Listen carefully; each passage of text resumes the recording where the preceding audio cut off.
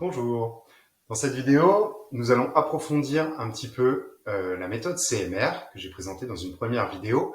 Et pour l'améliorer, nous allons utiliser un outil mathématique qui s'appelle l'intervalle de fluctuation. Alors, je rappelle la situation.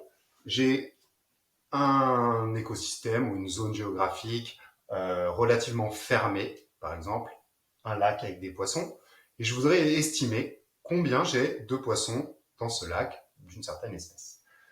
Donc, ce que je cherche, je l'appelle grand N, c'est la population totale d'individus, ici, le nombre total de poissons dans mon lac. Les étapes, je vais en capturer certains. Ici, on avait dit que j'avais capturé 40 poissons et je les ai marqués de façon à pouvoir les reconnaître par la suite. Donc, je ne sais pas combien j'ai de poissons en tout dans mon lac, mais j'en ai marqué 40.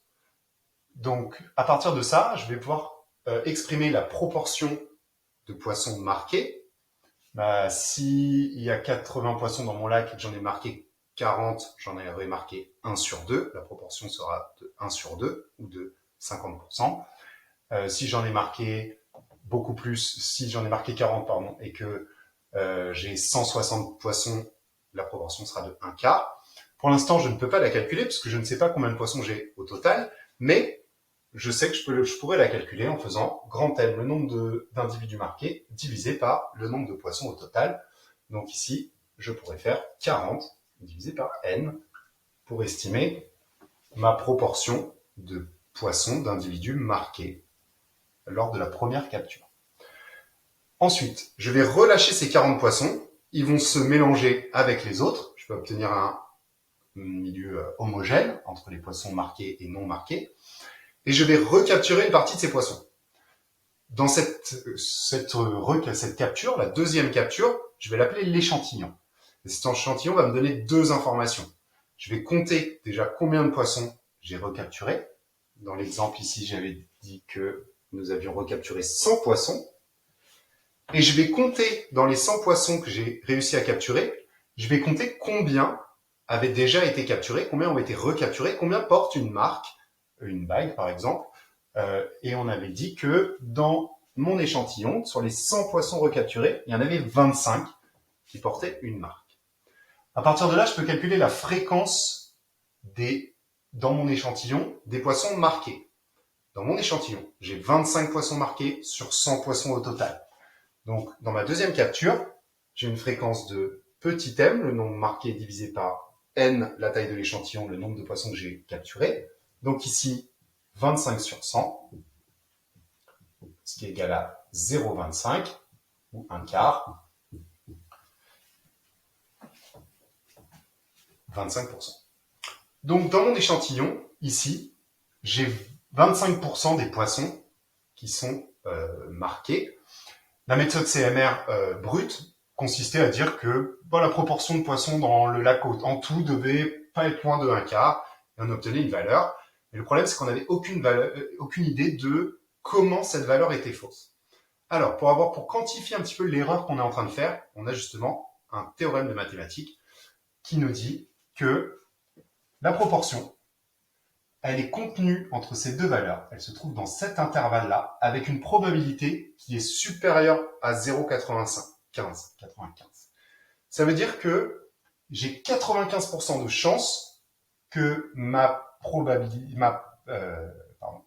proportion 40 sur n ici, la proportion d'individus marqués dans mon lac, soit contenue entre ces deux valeurs. Alors, cet intervalle, il fait du sens. Ces deux valeurs, elles sortent pas de n'importe où. Déjà, on voit que c'est la fréquence. On va se servir de cette fréquence et on va s'autoriser à dépasser un petit peu vers le bas, à descendre un petit peu. Et de combien?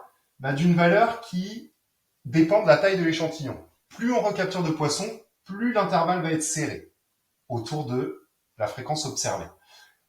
Donc, ici, je vais faire la fréquence que j'ai observée dans l'échantillon, moins 1 sur racine de n, et n, c'est la taille de mon échantillon. Et je vais m'autoriser à me décaler dans l'autre sens, à déborder autour de la fréquence de la même valeur de l'autre côté. Alors, en pratique, ce que ça donne, je vais pouvoir faire le calcul ici avec mes valeurs. La fréquence, je l'ai, c'est 0,25, la fréquence observée dans l'échantillon. La taille de l'échantillon, je l'ai aussi. J'ai capturé 100 poissons. Donc, je vais pouvoir faire 0,25 moins 1 sur racine de 100 et 0,25 plus 1 sur racine de 100. Et mon théorème me dit que dans l'intervalle que je veux obtenir, j'ai 95% de chances que celui-ci contienne la proportion que je cherche. Je vous passe la démonstration de ce théorème et on va regarder ce que ça donne en pratique. Donc, je vais reprendre mon intervalle, f moins 1 sur racine de f. Donc, f ici, 0,25, moins 1 sur racine de n, la taille de l'échantillon, 1 sur racine de 100. Et de l'autre côté, je vais m'autoriser le même écart au-dessus de la fréquence observée, 0,25 plus 1 sur racine de 100. Alors, racine de 100, ça fait 10. 1 sur racine de 100, ça fait 1 dixième. Donc ici, 0,25 moins 1 dixième, 0,1. Et 0,25 plus 1 dixième, 0,1. Ce qui me donne 0,15 d'un côté et 0,35 de l'autre. Donc à cette étape-là, on peut se dire, c'est vachement moins bien. On obtient une fourchette qui est quand même assez large. J'ai observé une fréquence de à peu près 1 poisson sur 4, 25% des poissons sont marqués dans l'échantillon. Et au final, ça me donne que la proportion totale de poissons marqués dans mon lac doit être entre 15 et 35%, ce qui est assez large. Alors déjà, si je capture plus de poissons, j'obtiendrai un intervalle plus serré, et donc je vais avoir une meilleure estimation. Et certes, c'est un petit peu large ici, j'ai une marge d'erreur de 20%, mais je sais exactement de combien je suis susceptible de me tromper. Ma proportion appartient à cet intervalle avec une probabilité de plus de 95%. Donc je suis quand même très confiant, j'ai que 5% de chance de me tromper, en disant que la proportion appartient à cet intervalle. Alors, une autre façon d'écrire ça, que ma proportion que je cherche est entre 0,15 et 0,35, c'est de l'écrire comme ça. P est plus grand que 0,15 et plus petit que 0,35, sachant que j'ai 95% de chance que ceci soit vrai. Alors, je vais travailler un petit peu cette inégalité, puisque ce qui m'intéresse dans le fond, c'est pas la proportion, c'est le nombre n, c'est-à-dire le nombre d'individus au total. Donc, je sais que ma proportion de poissons marqués dans mon lac, je peux la calculer en faisant 40 sur n, donc je vais remplacer mon P ici par 40 sur n, ce qui me donne une nouvelle inégalité, la même en fait.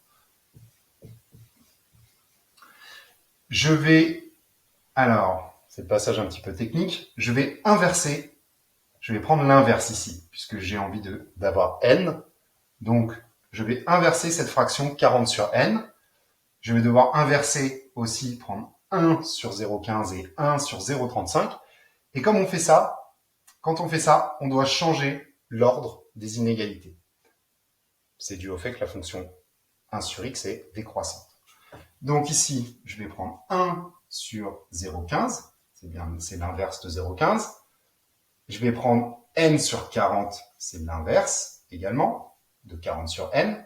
Et je vais prendre 1 sur 0,35. Et comme la fonction 1 sur x est décroissante, la fonction inverse est décroissante, je dois changer l'ordre. Je vais poursuivre à côté.